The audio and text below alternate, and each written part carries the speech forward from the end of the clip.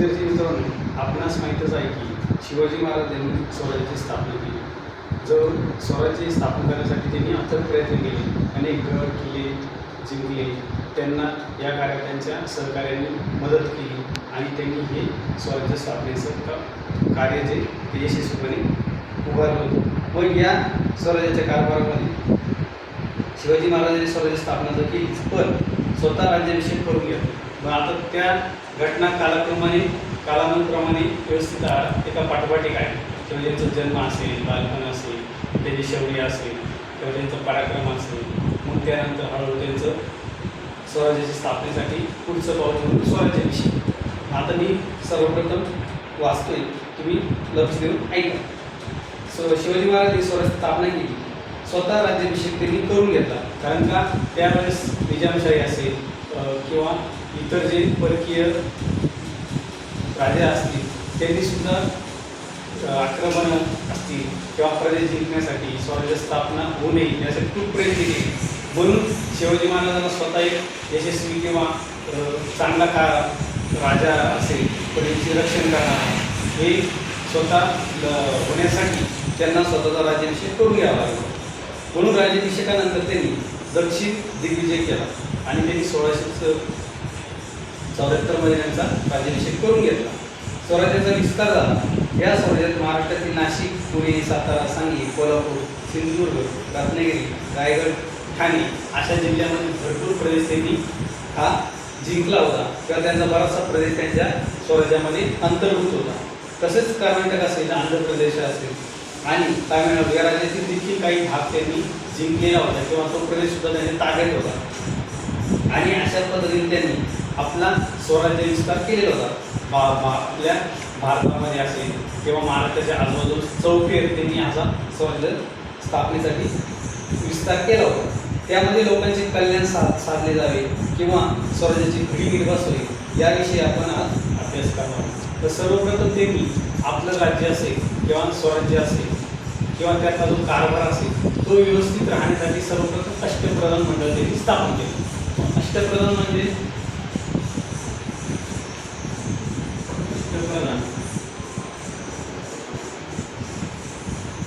अष्टप्रधान मंडळ म्हणजे 8 प्रमुख व्यक्तींचे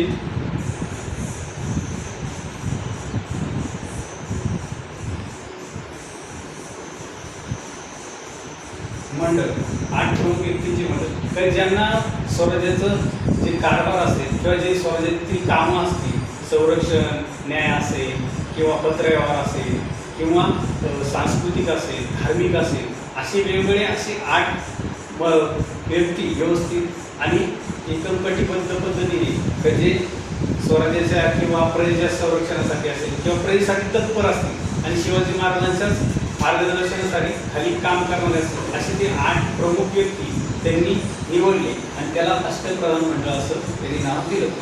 मग महाराजांनी राज्याभिषेकानंतर याच प्रसंगी त्यांनी अष्टप्रधान मंडळ नेमलं होतं. कारण का स्वराज्याचा कारभार हा एकटा राजा हा चालू शकत नव्हता किंवा शिवाजी महाराज स्वतः एकटे चालू शकत होते. त्यांनी त्यासाठी प्रमुख सहाय्यक किंवा प्रमुख अधिकारी म्हणून त्यांचेच खास व्यक्ती जे ते त्या क्षेत्रामध्ये पारंगत आहे असे ते 8 व्यक्ती त्यांनी निवडले होते. आणि त्याची 8 खाते, त्या 8 व्यक्तींना 8 वेगवेगळ्या प्रकारची खाती सुद्धा दिलेली होती. प्रत्येक खात्यासाठी एक प्रमुख नेमला. 8 खात्यांचा 8 प्रमुख मिळून अष्टप्रधान मंडळ झाले. 8 खाते होते म्हणून 8 जण, म्हणून त्याला अष्टप्रधान मंडळ असे म्हटले. आणि प्रमुखांची नेमणूक करणे, त्यांना पदावरून निवडणूक करणे हे महाराजांचा अधिकार होता.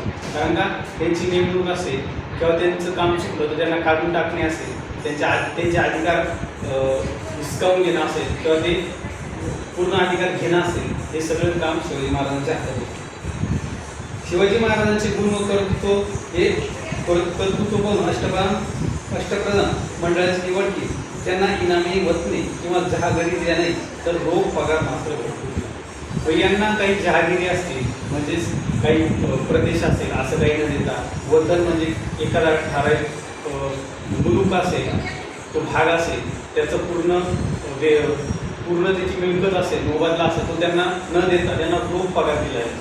आणि तो जास्त असायचा, त्यामुळे त्यांना सुद्धा ते काम करण्यास ते प्रभाव होते.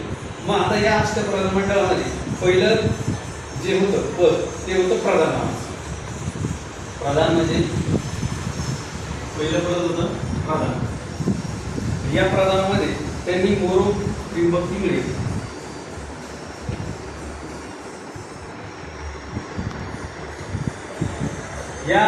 या प्रमुख व्यक्तीची असेल किंवा अधिकाऱ्याची नेमणूक केली. आणि या प्रधानाचं काम असायचं राज्य कारभार चालवणे. त्यांनी जिंकून आणलेल्या प्रदेशाची व्यवस्था पाहणे, म्हणजेच काय एखादा प्रदेश जिंकला त्यानंतर त्या जिंकलेल्या प्रदेशाचा कारभार पाहणे असेल, तिथं मिळणारा मोबदला असेल, तो सगळा पाहणं हे काम होतं या प्रधानाचं. म्हणजे प्रमुख तो पहिला व्यक्ती त्याचं फक्त तेवढंच काम का आपला जो प्रदेश जिंकलाय तिथला मोबदला असेल, तिथला कारभार असेल, मग तो सगळा त्यांनीच पाहायचा, तिथले सगळी व्यवस्था त्यांनीच बघायची. 2 नंबरचं पद होतं अमात्य. आणि अमात्याची नेमणूक रामचंद्र नीलकंठ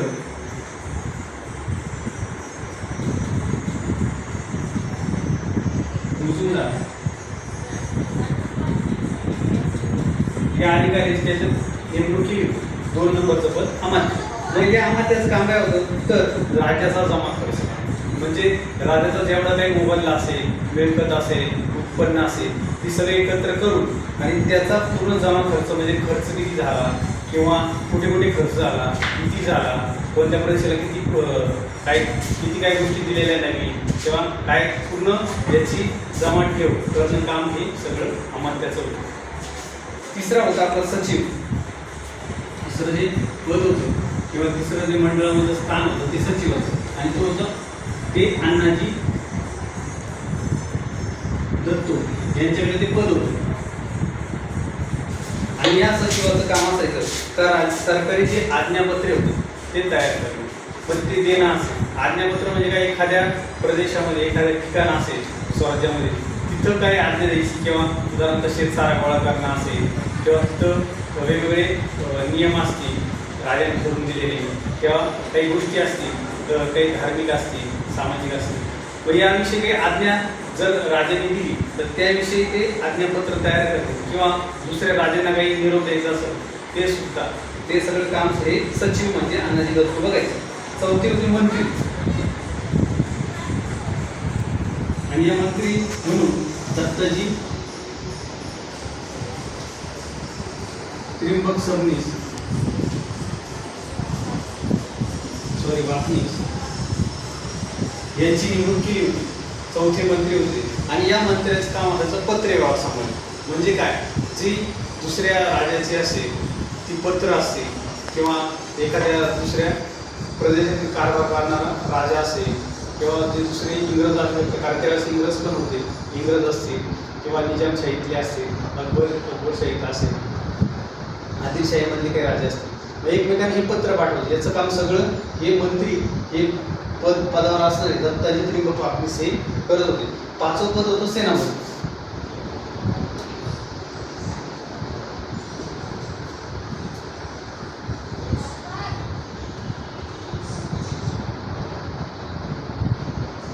आणि हे पद, या पदाच्या मुख्य किंवा या खात्याचे प्रमुख होते हंबीरराव मोहिते. यांनी पूर्ण सैन्याची व्यवस्था ठेवली, त्यांचं संरक्षण करणे किंवा त्यांना राज्य संरक्षण कसे करावे त्याचं प्रशिक्षण देणं असेल, युद्धामधील प्रमुख कार्य असतील, या सगळ्या गोष्टी या हंबीरराव मोहिते यांच्याकडे असायच्या आणि यानुसारच त्यांचा पूर्ण कारभार चालायचा. 6वा आहे सुमंत. नाही,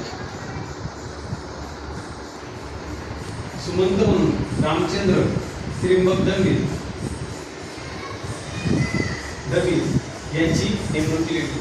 आणि यांच्याकडे होते पद सुमंत. यांचं काम होतं परराज्याशी संबंध ठेवणे. परराज्याशी म्हणजे काय, एक आता जसं आपलं राज्य महाराष्ट्र राज्य असेल तर इतर जे राज्य होते, म्हणजे उत्तर प्रदेश असेल किंवा लखनौ असेल किंवा कर्नाटक असेल, अशा राज्याशी असलेले संबंध, तिची वेळप्रसंगी त्यांना मदत करणे असेल, अशा सगळ्या गोष्टी त्यांच्याकडून युद्धासाठी शस्त्रास्त्र किंवा दारुगोळा या गोष्टी घेणं देणं असेल, या सगळ्या गोष्टी पाहण्याचं काम हे रामचंद्र डबे बघायचे. 7वे होते न्यायाधीश पद किंवा खाते. सातवी पातळीवरती न्यायाधीश आणि या पदावरती नीराजी रावजी